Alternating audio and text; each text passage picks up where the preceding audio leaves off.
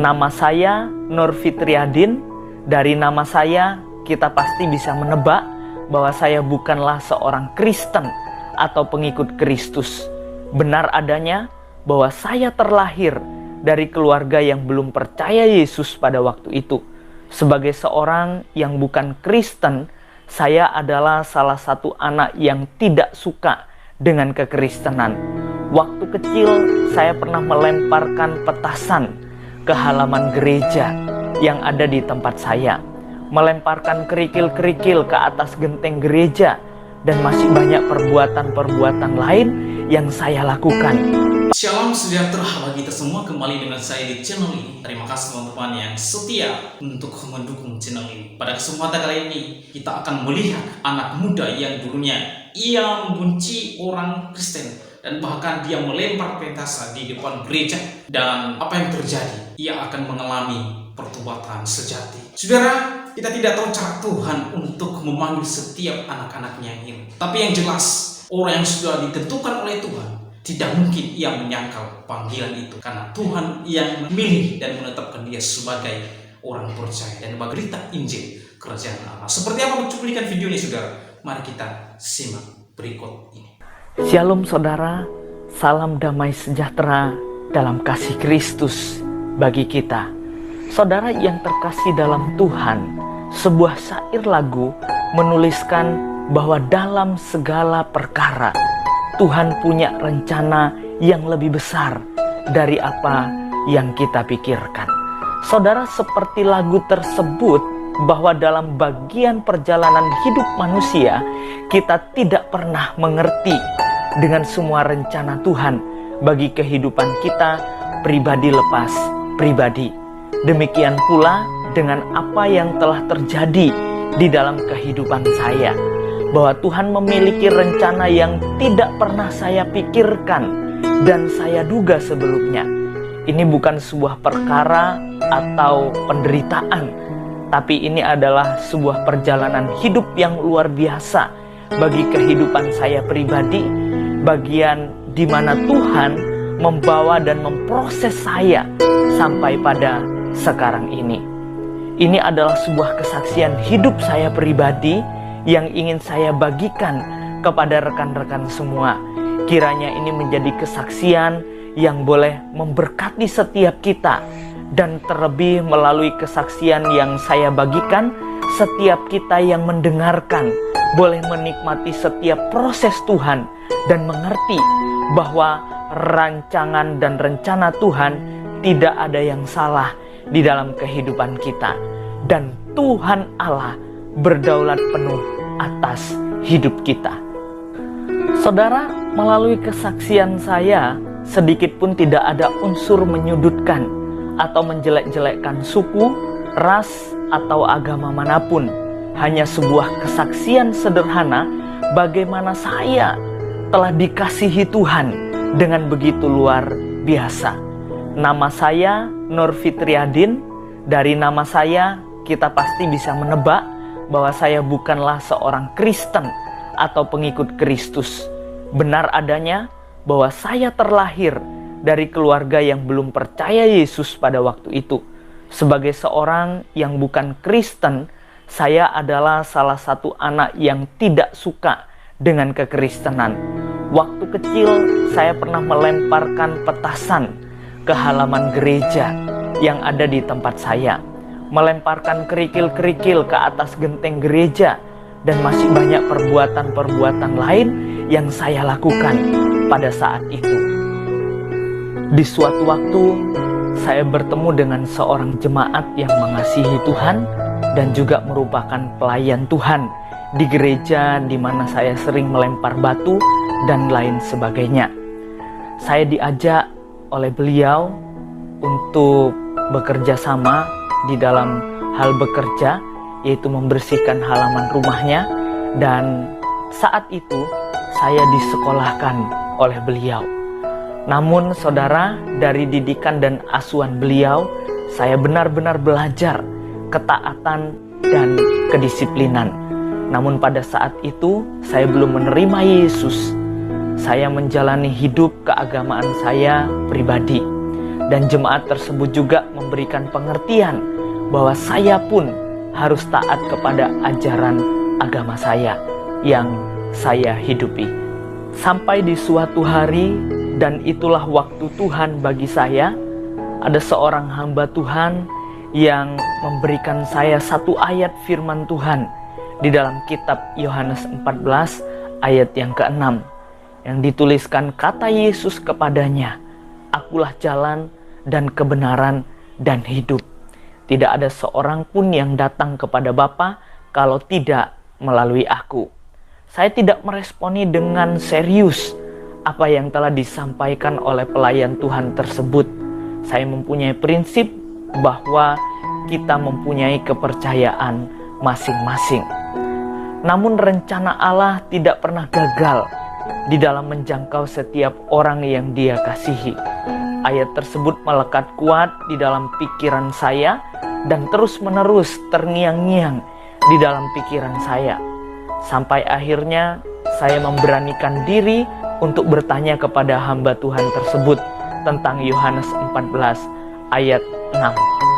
Dan puji Tuhan, beliau dengan setia mementori dan membimbing kerohanian saya sampai saya mengambil keputusan menerima Yesus sebagai Tuhan dan juru selamat pribadi saya. Dan saya memberi diri untuk dibaptis. Pada waktu itu saya lulus dari kelas 6 Madrasah Ibtidaiyah. Dengan berjalannya waktu yang ada, saya sudah menerima Yesus, dan inilah proses yang harus saya lalui hari demi hari. Ketika saya bersekolah di SMP negeri dan semua siswa-siswinya bukan orang yang mengenal kekristenan, ada sebuah lagu yang saya dengarkan ketika saya beribadah di gereja. Dan lagu ini sangat memberkati, sangat sederhana, dan sangat menyentuh di dalam kehidupan saya pribadi. Lagu ini berjudul "Ku Tahu Bapa Peliharaku, Dia Baik, Dia Baik". Saya menyanyikan lagu tersebut di kelas, dan teman-teman saya yang bukan Kristen juga menyukai lagu tersebut, dan mereka meminta saya untuk mengajari mereka, dan mereka pun bernyanyi bersama-sama dengan saya. Namun hal tersebut membawa petaka bagi diri saya pribadi. Ada seorang guru sangat marah besar kepada saya, dan sebuah penggaris panjang 150 cm dipukulkan ke saya, dan ada busur, ada jangka, semua peralatan sekolah menjadi rusak oleh karena dipukul ke bagian punggung saya. Dan punggung saya menjadi memar dan saya susah untuk tidur. Kejadian tersebut tidak membuat saya menyangkal iman saya kepada Tuhan. Tuhan pun berperkara di dalam semuanya itu. Karena suatu kejadian dan suatu hal, guru yang telah menganiaya dan memukul saya mengundurkan diri dari sekolah karena ikut andil di dalam calon legislatif, harus meninggalkan. Sebenarnya pemuda ini adalah seorang yang belum percaya Tuhan Yesus. Ketika ia berada di lingkungan gereja, ia sangat membenci orang-orang Kristen dan melempar batu kerikil di dalam gereja. Akhirnya, saudara, ia ditangkap oleh Tuhan. Ia percaya bahwa Yesus adalah satu-satunya juru selamat pribadinya. Ketika ia sudah mengalami pemulihan secara pribadi, "Ku tahu Tuhan peliharaku, Dia baik, Dia baik." Luar biasa, saudara. Di dalam ruang kelas, ia mengajarkan dan bahkan ia melatih teman-temannya supaya teman-temannya tahu lagu itu. Karena apa, saudara? Teman-temannya suka lagu itu karena ketika ia menyanyikan di dalam kelas atau di ruang kelas, apa yang terjadi, saudara? Sang guru memarahi dia, bahkan memukul dia. Apa, saudara? Karena dia mengajarkan lagu itu kepada teman-temannya. Karena mayoritas di kelasnya itu adalah orang muslim semua. Makanya guru ini marah. Jabatannya sebagai guru. Nah, disitulah, saudara, guru tersebut membuat saya pribadi merasa aman dalam perlindungan Tuhan sampai 3 tahun. Saya tidak ada masalah di SMP negeri. Dan sampai pada masa SMA, saya merasa aman dalam perlindungan Tuhan. Dan ini adalah babak yang baru yang lebih menantang di dalam kehidupan saya. Awal dari semua proses Tuhan yang membuat saya lebih dan lebih untuk suatu kehidupan yang lebih baik. Semakin hari, semakin saya memiliki suatu panggilan hidup untuk menjadi seorang hamba Tuhan. Ini adalah bukan perkara yang mudah bagi saya, karena berhubungan dengan status saya sebagai seorang anak yang bukan dari Kristen. Semua terasa sangat berat. Terjadi ketegangan yang lumayan panas di dalam keluarga saya. Orang tua saya menentang saya masuk Kristen, bahkan menjadi seorang hamba Tuhan. Mereka berusaha semaksimal mungkin untuk membuat saya kembali kepada keyakinan saya yang lama. Waktu terus berjalan, saya mengambil waktu berpuasa dengan sungguh-sungguh mendoakan apa yang menjadi pergumulan saya untuk bersekolah sebagai hamba Tuhan.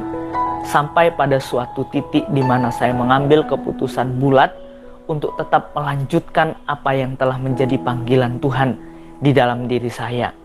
Di sini saya bertaruh hidup, tetap setia pada panggilan Tuhan atau menghormati orang tua saya. Saya diperhadapkan dengan 2 pilihan yang dalam tanda kutip bagi saya itu adalah suatu hal yang sangat berat untuk saya pilih. Namun saudara, saya membulatkan diri dengan segala resiko yang ada untuk tetap pada panggilan saya sebagai hamba Tuhan. Dan mendengar pernyataan tersebut dengan sangat marah, bapak saya memutuskan bahwa sejak saat itu saya bukan bagian dari anggota keluarga. Dan saya diusir dari rumah. Dan ketika diusir dari rumah, saya numpang di warnet tempat teman saya bekerja, karena saya tidak tahu di mana saya harus tinggal sementara waktu, karena waktu itu posisi sudah larut malam. Dan akhirnya saya ke rumah jemaat yang membiayai saya sekolah. Saya menceritakan semua hal yang terjadi di dalam hidup saya, dan mereka menerima saya dengan baik. Sampai pada akhirnya Allah menyatakan semuanya bagi saya. Dia menuntun saya kepada pembentukan sebagai seorang hamba Tuhan di Institut Injil Indonesia Batu. Di sana dibentuk dan diproses selama kurang lebih 5 tahun 8 bulan untuk benar-benar siap menjadi hamba Tuhan. Dan semua berjalan di dalam pertolongan dan perlindungan Tuhan. Meskipun ada susah dan perjuangan yang saya lalui, namun kasih dari Bapa tetap menyertai dan menopang saya secara pribadi. Pada akhirnya Tuhan Yesus benar-benar membawa saya kepada suatu bagian yang indah, di mana keluarga saya boleh menerima saya kembali dengan tulus dan penerimaan yang baik, meskipun mereka tahu saya sudah menjadi hamba Tuhan. Bahkan ibu saya juga dapat hadir di dalam proses wisuda saya, mengakhiri masa pembentukan saya di Institut Injil Indonesia Batu.